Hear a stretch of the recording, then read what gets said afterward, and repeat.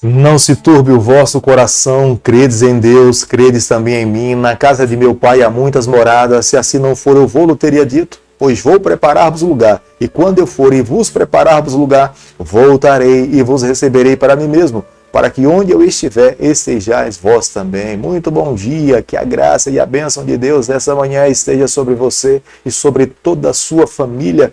É uma alegria logo agora, pela manhã, nas primeiras horas, quando vemos o sol brilhar, abrirmos os nossos olhos, nos voltarmos para o nosso Deus, pegarmos a sua palavra e deixarmos que ela conduza a nossa vida. O nosso coração é fortalecido, a nossa fé é fundamentada no Senhor. Quanto mais nós nos dermos para o Senhor, mais as suas bênçãos estarão sendo derramadas sobre cada um de nós. Todos os dias nesse canal nós estudamos um capítulo da palavra do Senhor. E nessa manhã convido você a ter nas mãos a palavra de Deus no livro de Isaías, capítulo 59, o versículo 1. Eis que a mão do Senhor não está encolhida para que não possa salvar, nem surdo o seu ouvido para não poder ouvir. A prerrogativa da salvação pertence a Deus. É Deus que toma a iniciativa de buscar os seus filhos quando eles pecaram lá no jardim do Éden. Adão fugia do Senhor, Eva já estava escondida, mas é Deus que vai atrás deles. É Deus também que toma a iniciativa para nos salvar. O Filho de Deus já estava predestinado a morrer nesse mundo quando o ser humano se envolvesse com o pecado. E na plenitude do tempo, Jesus Cristo veio a essa terra, morreu morte de cruz, para que eu e você pudéssemos ter o direito da salvação. Jamais podemos nos esquecer, nos dias em que nós estamos vivendo, Deus também envia o seu Espírito para nos convencer do pecado, da justiça e do juízo. Ele trabalha no nosso coração para que nós possamos nos arrepender. Ele quer a cada dia fazer com que nós vivamos uma vida mais santa. Ele nos incomoda, ele trabalha conosco, falando ao nosso ouvido e através da sua palavra, para que nós possamos mudar de vida, aceitar as suas verdades e viver exclusivamente para ele. Jamais devemos nos esquecer, a prerrogativa da salvação é exclusivamente do Senhor. Cabe a cada um de nós respondermos ao Senhor se seremos salvos ou não. O profeta Isaías, logo no versículo 1, declara para a nação de Israel, falando para eles que eles deveriam aceitar a salvação do Senhor.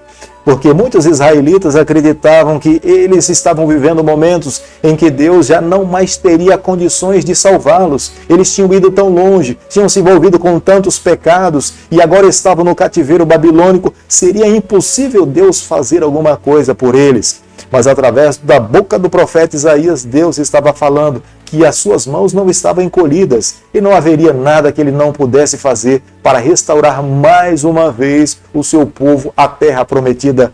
Eles só não poderiam ser salvos se eles não quisessem. Mas se eles quisessem, se colocassem nas mãos do Senhor, Deus faria toda a obra por eles. O que pode impedir de Deus agir em nosso favor são os nossos pecados. Mas se somos advertidos a respeito do pecados, fazemos uma confissão, abandonamos e vivemos uma vida de arrependimento, o céu estará aberto para nos abraçar e nos receber. Precisamos a cada dia reconhecer a voz do Senhor, nos colocar nas suas mãos e receber a bênção de Deus. Deus falava através do profeta Isaías que não havia ninguém que clamasse por justiça. Era como alguém que fosse para um tribunal e fosse falar de fato a respeito de uma vida de uma pessoa que estava de uma forma irregular, mas a sua testemunha não a fazia com o objetivo de trazer justiça, mas ela a fazia apenas com medo das sanções, das punições que poderiam acontecer. Esse tipo de justiça aos olhos do Senhor era inválido, não tinha valor e ele não iria aceitar. Não haviam líderes que pudessem orientar o seu povo, não haviam pessoas que pudessem repreender o pecado. A nação de Israel, quanto mais se envolvia com o pecado, mais ela caminhava em direção ao pecado. É como alguém colocar uma venda nos olhos e estar caminhando em direção ao precipício, ser advertida, mas mesmo assim essa pessoa continua caminhando em direção ao precipício. Se não houver alguém que a segure pelo braço, cabalmente essa pessoa terá um final de morte. Deus estava olhando para a nação de Israel e conseguia enxergar que o seu povo cada vez mais se envolvia com o pecado e não havia ninguém que gritasse para que eles parassem. E a nação de Israel continuava se envolvendo nos seus pecados e o Senhor entendia que o final dessa nação seria a completa destruição. Quando alguém não alimenta sua mente com coisas boas, automaticamente as suas ações serão más. Quando alguém busca colocar pensamentos bons na sua mente, automaticamente as suas ações serão boas. Era o que estava acontecendo com a nação de Israel. Eles estavam se alimentando de coisas ruins e automaticamente praticavam atos pecaminosos. Deus estava ali chamando a colocar a sua mente em coisas saudáveis para que as suas ações estivessem em coerência com a sua vontade. Como nós podemos observar no versículo 8 do capítulo que nós estamos estudando,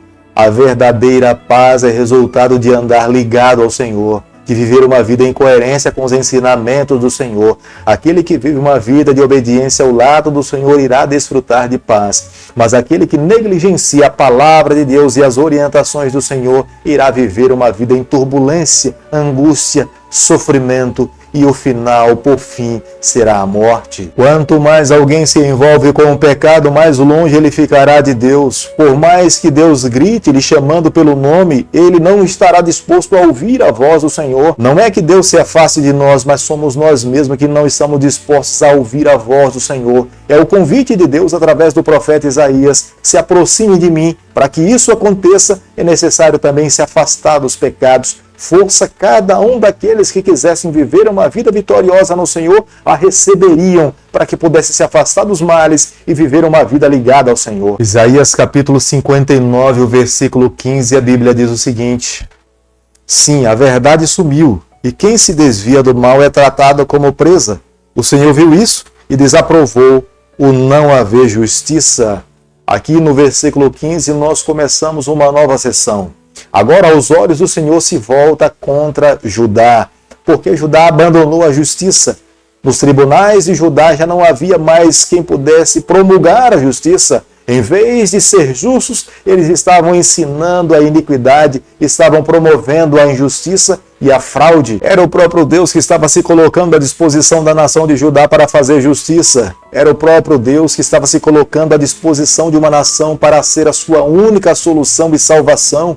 Ele queria que aquele povo se voltasse para ele, se espelhasse nele e esperasse nele a salvação. Se eles entendessem essa mensagem, eles seriam libertos dos momentos difíceis que estavam vivendo. O profeta Isaías estava descrevendo Jesus Cristo como sendo um soldado que entra numa batalha armado, pronto para lutar, para defender os seus soldados. Deus estava se colocando do lado da nação de Judá e dizendo para eles: eu irei lutar por vocês, vocês só precisam confiar em mim, crer que eu posso fazer todas as coisas e todas as suas dificuldades serão resolvidas pelo meu poder. Cristo um dia fala que irá retornar aqui a essa terra para retribuir a cada um conforme a maneira como viveu nessa terra. Não seremos nós que iremos nos defender diante do tribunal de Deus, mas aqueles que se colocaram nos braços do Senhor e viveram a vida do Senhor, será a justiça do Senhor que nos dará direito da vida eterna. Nenhum de nós teremos condições de alcançar a salvação através das nossas próprias forças, da nossa própria capacidade ou a nossa própria justiça,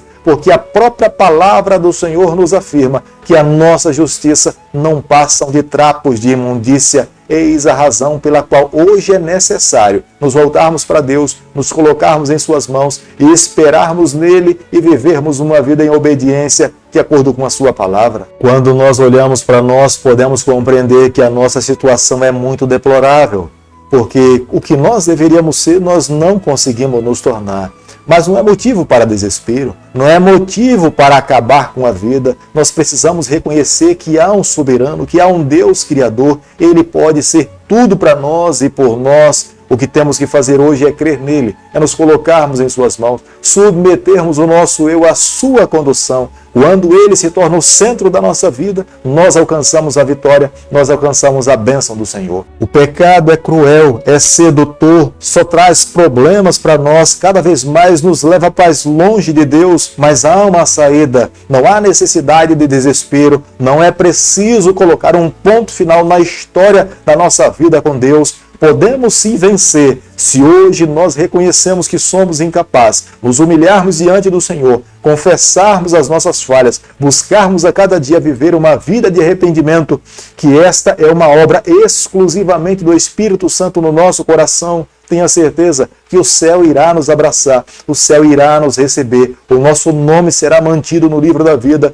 e nós teremos o direito de viver eternamente ao lado do nosso Salvador. Nada pode nos separar do amor de Deus, nem a morte, nem o pecado, pecado, nada nessa terra pode nos separar de viver uma vida para o Senhor. O que pode de fato colocar um ponto final na nossa história com Deus somos nós mesmos. Quando nós escolhermos viver independente do Senhor, somos nós que estamos sentenciando a nossa caminhada.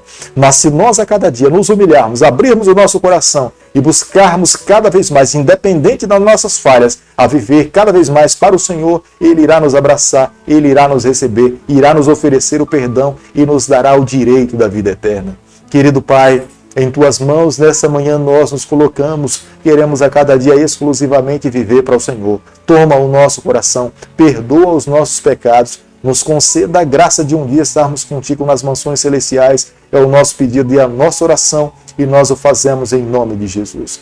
Que o Senhor te abençoe e te guarde, que Ele faça resplandecer o seu rosto sobre você, que Ele tenha misericórdia de você, que sobre você, nessa manhã, Ele levante seu rosto e conceda a sua paz em nome de Jesus. Amém.